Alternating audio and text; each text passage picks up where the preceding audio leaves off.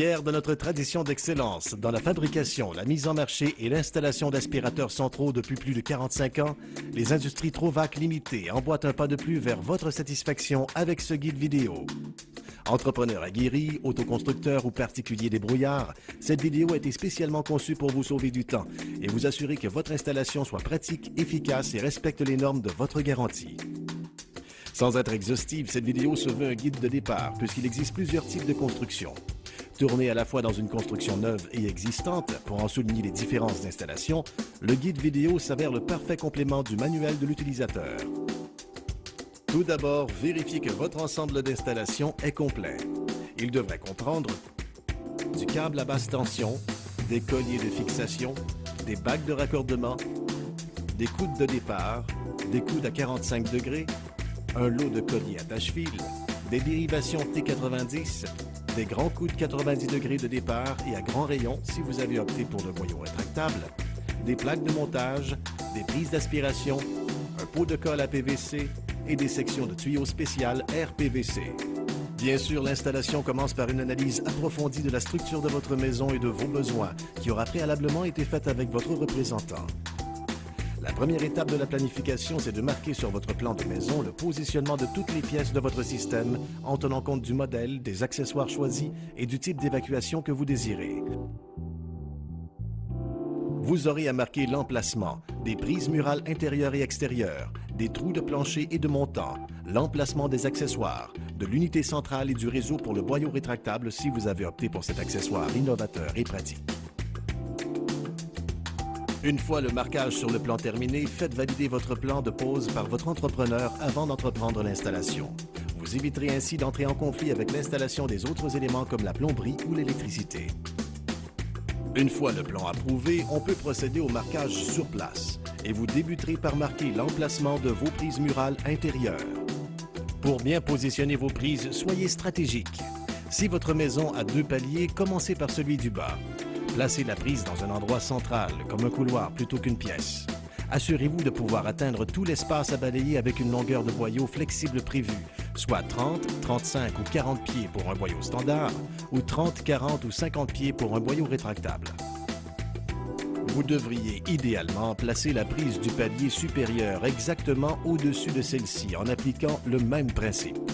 Pour vous assurer d'avoir la bonne longueur de boyau, partez successivement des endroits les plus éloignés de l'emplacement de la prise et mesurez la distance à la prise avec un galon. Il se peut, comme dans cette maison existante, que vous ayez à contourner des obstacles. Ici, la poutre de support empêcherait le raccordement vertical entre la prise du palier inférieur et celle du palier supérieur. On doit donc déplacer l'emplacement envisagé sur l'autre pan de mur, en s'assurant de pouvoir passer le tuyau de haut en bas, par l'arrière ou un garde-robe. Dans une maison existante, utilisez un cherche-montant pour placer la prise entre 2 montants. Marquez le centre de votre prise à une hauteur de 12 à 18 pouces, soit à égalité avec le centre des prises électriques existantes. Vous pouvez ensuite passer au marquage des trous de plancher et de montant. Un coude s'avère un excellent gabarit pour vos trous de montant. Tout gabarit de 2 pouces et quart est approprié.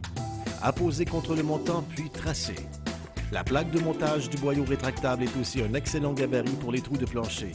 Ensuite, utilisez une grande et longue mèche. Ce trou sera votre marque. Un endroit mal aéré ou trop restreint pourrait diminuer la durée de vie de votre unité. Les 3 endroits les plus propices pour positionner l'unité centrale sont le garage, la salle mécanique ou le dessous d'un escalier. Ici, le choix d'installer dans la salle mécanique est idéal pour l'espace et la hauteur de pose de l'unité. Une cuve à hauteur de taille en facilite la vidange. La prise électrique est aussi idéalement localisée au haut et à droite de l'unité centrale. À ce sujet, faites vérifier par votre électricien le disjoncteur accordé à cette prise. Il doit être d'un ampérage adéquat au modèle d'unité choisi. Le manuel de votre unité vous indiquera le bon ampérage du disjoncteur à utiliser pour le branchement. Ici aussi, de par la proximité du mur arrière extérieur, l'emplacement facilite le raccordement à un système d'évacuation extérieure, comme pour les maisons exigeant des normes de type Nouveau Climat. La sortie d'un système à évacuation extérieure doit être distante d'au moins 7 pieds de toute entrée d'air. Les entrées sont identifiées, pas les sorties. Ne la placez pas directement sous une autre sortie, mais légèrement en retrait. Pour marquer, percez la lisse à 2,5 pouces du béton avec une mèche assez longue pour traverser la structure. Le boyau rétractable est un système indépendant raccordé au système d'aspiration principal. Le bas de votre prise devrait se situer à 36 pouces. Le boyau rétractable glisse à l'intérieur des mêmes tuyaux rigides PVC qui servent à faire la tuyauterie. Pour en minimiser la friction, le circuit de tuyaux doit s'installer en utilisant idéalement que 4 à 5 grands coudes de raccordement 90 degrés et sa longueur maximale à partir de la prise ne doit pas dépasser 60 pieds. Vous devez d'abord marquer l'emplacement de la prise du boyau rétractable puisqu'elle est différente des prises d'aspiration normales. Dans une maison existante, repérez vos montants. Mesurez-en le centre qui correspondra au centre de votre prise à une hauteur de 36 pouces pour le bas de votre prise et puis marquez. Utilisez ensuite la plaque arrière de la prise comme gabarit. Mettez à niveau et puis tracez.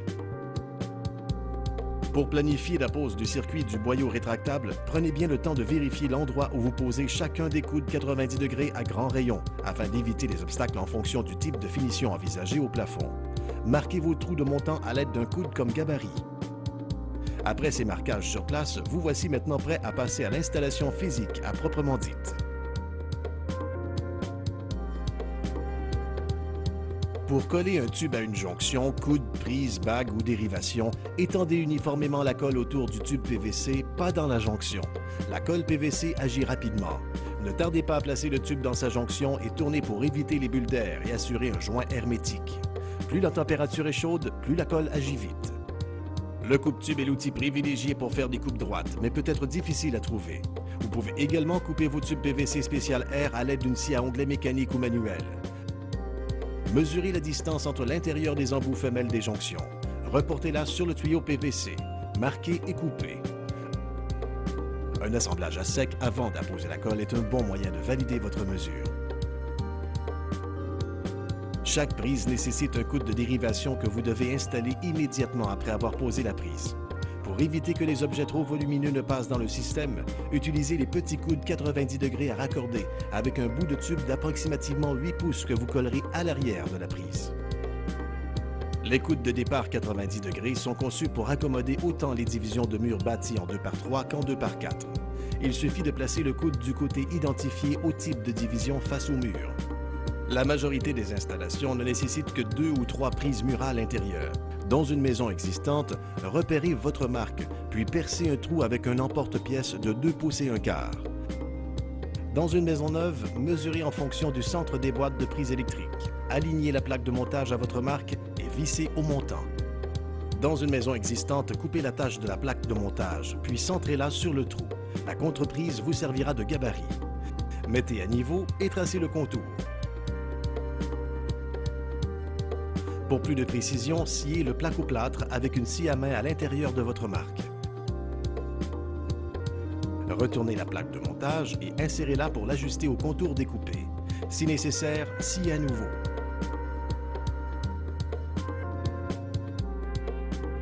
N'oubliez pas de coller immédiatement votre coude de dérivation. Ceci facilitera le raccordement aux autres éléments du système. Dans une maison existante seulement, il vous faut filer et poser la plaque de montage avant de poser le coude de dérivation à la tuyauterie. La brise sera assez solide à ce moment. Dénudez les fils, raccordez-les et passez les fils par le trou de la prise avant de visser la prise à la contreprise. Le coude de dérivation sera posé par la garde-robe. Pour poser vos prises extérieures, utilisez une mèche plus longue, dotée d'un emporte-pièce plus grand que pour les prises intérieures. Un trou de 2 pouces et demi est nécessaire pour laisser un jeu d'isolation. Percez à partir du trou de marque en centrant l'emporte-pièce sur le trou. Pour une sortie, laissez dépasser une courte longueur de tuyau PVC. Collez la plaque de finition de la sortie au tuyau. Ajustez la position de la sortie à l'épaisseur de la finition envisagée. Scellez à l'uréthane et laissez sécher l'uréthane avant de raccorder. Les prises murales intérieures et extérieures posées, il est temps d'en raccorder la tuyauterie au coude de dérivation déjà en place. De la prise la plus basse, utilisez au besoin les petits et ou les grands coudes 45 et 90 pour que les tuyaux ne soient pas collés directement sur les montants qui pourraient alors être percés lors de la pose du placo-plâtre. Percez les planchers ou montants au besoin. Ici, une prise est posée au palier médian pour un accès au garage. Si vous devez contourner pour raccorder à une autre prise, la partie horizontale du tuyau doit être posée de niveau. N'hésitez pas à utiliser les colliers de fixation au fur et à mesure que vous allongez le tuyau. Une dérivation T90 devient alors nécessaire pour rallier un palier inférieur ou supérieur. Vous devriez ensuite passer à l'installation du système du boyau rétractable en commençant par la prise. Dans une construction neuve, vous pouvez bâtir un support pour visser plus solidement la prise du boyau rétractable. Encore une fois, l'important est de centrer la prise entre les montants pour éviter que le tuyau ne soit percé lors de la finition. Et la plaque de montage vous sert de gabarit autant pour la largeur des montants du support que pour le trou de plancher. Si ce n'est pas déjà fait, marquez et percez. Ensuite, vissez la plaque de montage au support. Le bas de la plaque de montage à 36 pouces. Vous pouvez dès lors tirer un excédent de fil de 10 à 12 pouces à travers la plaque de montage. L'excédent servira au branchement. Sécurisez ensuite la plaque arrière de la prise à l'aide de ces 4 vis. Puis collez un morceau de tuyau spécial RPVC assez long pour dépasser dans le palier inférieur et pouvoir faire les jonctions. Dans une maison existante, insérez la plaque de montage dans le trou en vous assurant de bien tirer pour que son cadre intérieur soit bien ajusté au placo-plâtre. La pose de la prise du boyau rétractable se fait normalement après la finition des murs. Le principe de pose reste le même pour une construction neuve. Il est bien important d'appliquer le silicone uniformément tout autour du joint d'étanchéité. Puis, bien raccorder le fil que vous aurez déjà amené le long du tuyau à la prise en serrant les marettes. Ouvrez la trappe de la prise qui doit pointer vers le haut. Ramenez délicatement l'excédent de fil dans le trou et posez la prise sur le cadre de la plaque de montage.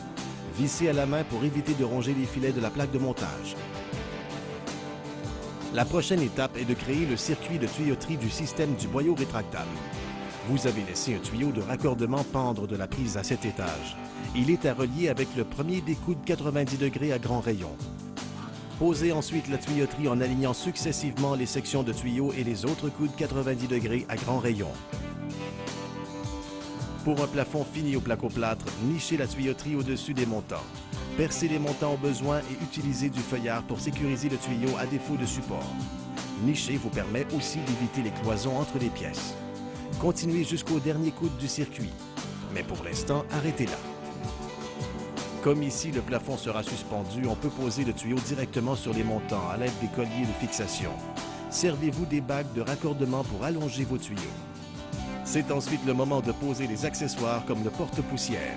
Tout d'abord, faites un grand trou au bas de l'armoire. Il servira à raccorder le flexible du porte-poussière à sa prise plus tard. Mesurez le centre du bas de l'armoire à aligner avec le centre de votre prise. Marquez ensuite les contours de la plaque de prise avant de percer et de découper à la scie alternative. Dans une maison existante, le bas d'un armoire ou d'un îlot est un endroit pratique pour poser votre porte-poussière. Percez le plancher sous le trou pour passer le flexible en bas. Montez le fil électrique d'en bas pour le dénuder et le raccorder à la prise en vissant à la main. Ensuite, glissez la plaque et fixez-la solidement à l'aide de ces vis. Vous devez raccorder le coude rigide du flexible à sa jonction d'en bas ou de l'intérieur du trou, une opération plus facile à démontrer à l'extérieur. Ne le collez sur le socle que si la prise est bien en place. Pour poser le porte-poussière dans une maison existante, vous n'avez qu'à percer le trou à l'endroit marqué. Montez ensuite le fil en vous laissant assez d'excédent de connexion. Redescendez le tuyau flexible en bas et sécurisez le fil au flexible à l'aide de rubans ou de colliers attache-fil. Pour le moment, insérez le fil dans le tuyau. Sa connexion se fera après la finition. Vous pouvez également poser votre porte-poussière à l'aide de tuyaux PVC rigides et d'une série de coudes de raccordement. C'est la méthode tout attitrée si vous désirez le poser dans un îlot. Le petit coude rigide 90 degrés doit dépasser suffisamment pour vous permettre la finition du plancher. Et vous collerez un second petit coude 90 degrés à l'extrémité du flexible. Fixez le bout sans coude du flexible à l'aide d'un collier de plombier et attachez le tout jusqu'à la finition. La prochaine étape est de continuer le circuit de tuyauterie en allant raccorder la fin du circuit du boyau rétractable aux porte-poussières, aux prises murales et à l'unité centrale. Vous pouvez très bien utiliser un petit coude 90 pour terminer le circuit du boyau rétractable à raccorder ensuite à la dérivation T90 que vous avez posée au bout du flexible du porte-poussière.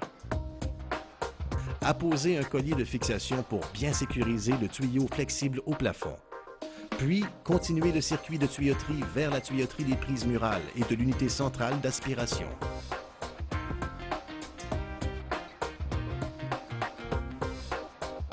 Vous êtes maintenant prêt à passer à la pose de l'unité centrale d'aspiration.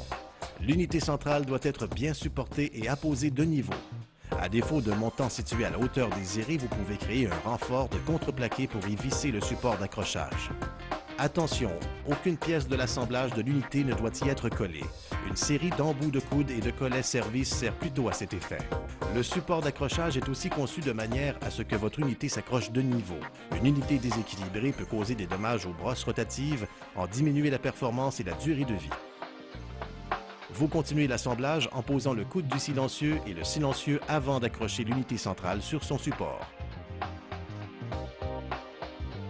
De la dernière jonction, vous complétez le circuit de tuyauterie en le dirigeant directement au-dessus et légèrement à gauche de l'unité centrale.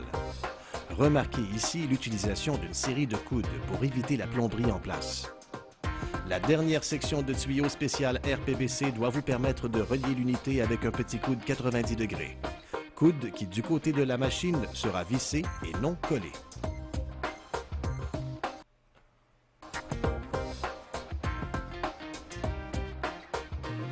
Si vous devez poser un système d'évacuation extérieure, continuez le circuit de tuyaux suivant le silencieux en alternant au besoin section, bac de raccordement, coude et collet jusqu'au trou de la sortie.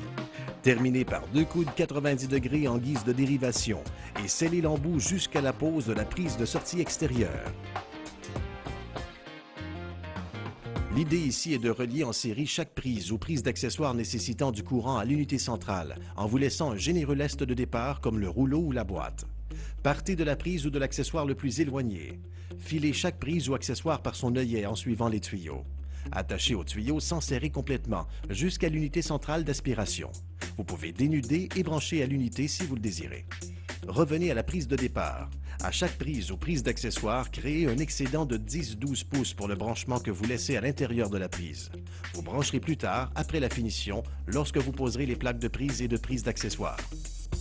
Une retaille de tuyau peut très bien servir d'attache, tout comme les colliers attache-fil que vous resserrez au fur et à mesure que vous vous rapprochez de l'unité. N'oubliez pas d'insérer le lest dans la prise et de doubler vos attaches lorsque vous rencontrez des coudes. Les colliers de fixation vous permettent aussi d'attacher le fil. Autant que possible, choisissez le côté ou l'arrière du tuyau qui serait hors de portée d'une vis de finition pour placer votre fil.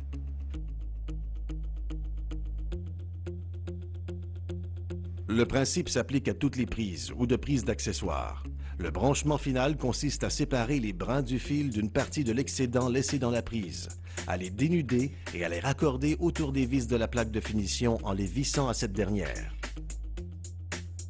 Vous apposez ensuite la plaque sur la prise et complétez l'assemblage en vissant la contreprise à la prise. L'autre partie de l'excédent vous sert à brancher l'unité. La fin du branchement est le moment idéal pour tester votre système en ouvrant chaque prise une à une avant de tout refermer et de faire votre finition. Mais il faut évidemment que votre unité soit alimentée. Le support à accessoires s'installe facilement au mur grâce à ses ancrages pour plaques au plâtre et conçu pour ranger tous vos accessoires en un seul endroit. Posez ces accessoires dans un endroit pratique et facile d'accès comme le mur adjacent à l'unité ou un garde-robe.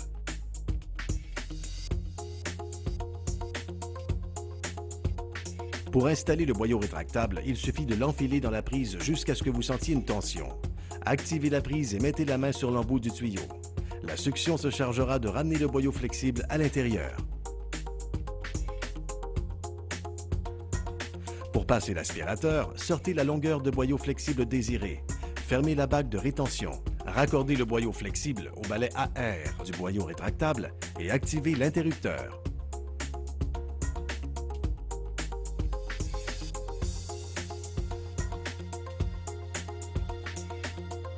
L'entretien de votre système d'aspiration doit s'effectuer aux 3 mois. Selon le modèle, il consiste à ouvrir la cuve pour en vider le sac ou en nettoyer le ou les filtres. Pour enlever un sac, tournez-le jusqu'à ce que les 3 dents de l'adaptateur libèrent le sac. Un seau de fermeture se trouve sur le dessus du sac. Pelez-le et scellez le trou du sac pour éviter que la poussière ne s'échappe en le jetant à la poubelle. Pour placer un nouveau sac, alignez les lignes de coupe de bec du sac sous les dents de l'adaptateur. Soulevez le sac au-dessus de l'adaptateur et tournez un quart de tour pour rendre l'ensemble hermétique. Déployez le sac vers le bas avant de refermer votre cuve en vous assurant que le sac ne se coince pas dans le pourtour de la cuve avant d'enfermer les attaches. Pour un modèle équipé d'un filtre, enlevez la cuve, puis balayez le contour avec un petit balai-brosse pour déloger l'excédent de poussière collé au filtre.